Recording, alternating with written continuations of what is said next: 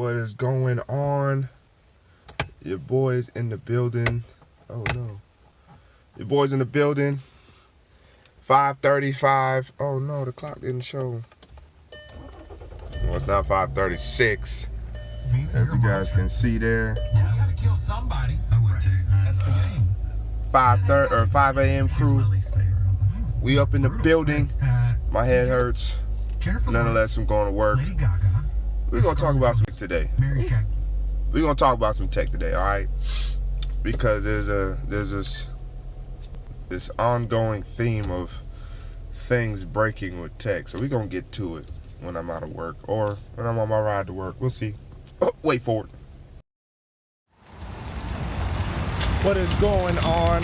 I'm off of work. Hopefully the wind isn't that bad. But what did I want to talk about? Why we need to wait on new tech. As we see with Apple and this i9 Macbook Pro, it's brand new tech. We gotta be patient. We can't go out there and always run to get all the brand new stuff. Well, why is that? Because of what Apple has experienced the last couple weeks with the processor and the MacBook not being fast enough for high performance things, right? Hold up. Made it back home.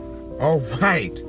Now that you can understand me and understand what I'm trying to say, is that tech sometimes takes some time to get right the second and third time. As we saw with Apple, one of the most latest examples is that i9 processor and Apple missing its digital key, which could have been maybe if it got the, you know, their license with Intel, some say. Otherwise, it was something that just caused an immediate uproar, especially with those who use the high performance 15-inch laptop. Now the 13-inch maxed out, I believe, has an i7, dual core i7, which is pretty good. But so that one you wouldn't have necessarily worried about as much because it's already been proven and testing, or tested, I should say, software and hardware. That's why you haven't heard no complaints about that 13-inch MacBook Pro. The 15-inch i9 has had some issues with, and so Apple's a great example of why sometimes we might just need to wait. Now, what's another good example? Well, the Google Pixel 2 line. Yes, I have one, and I waited about a month or so before I got mine. You could say I could have waited a little longer, especially given that what we saw last year and kind of ongoing throughout this year is issues with the Pixel 2 line, whether it was Bluetooth, the Excel, with the display. Sometimes we just can't always rush out there and grab something. As we saw with Tesla, and the Model 3, I believe, also had some, you know, some small issues when they first rolled out, when Tesla first rolled out, period. The autopilot features and everything, again, issues. So sometimes we just need to be patient with tech.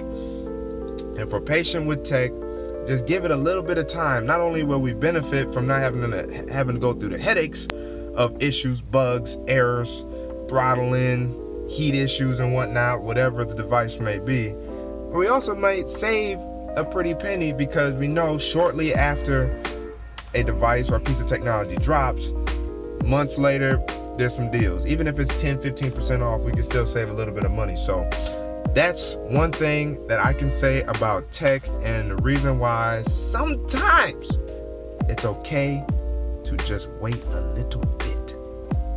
So that's all I have for you guys today. As you guys saw earlier, I got up at 5 a.m. 2 days in a row now. If anybody else has joined the 5 a.m. club, comment down below. If you have any other pieces of tech that you thought of that is a good example of why being patient sometimes doesn't hurt, comment down below. If you got good valid reasons why to always just go and get it anyway, let me know in the comments below. Yes, there's reasons why you can always just go and get it right then, because issues, you could say, are inevitable. But nonetheless, let me know down below. Smash that like button, ignite that like button, subscribe if you haven't already. And again, it's your boy Versatile. I'm signing out, and until the next video, hey, wait for it.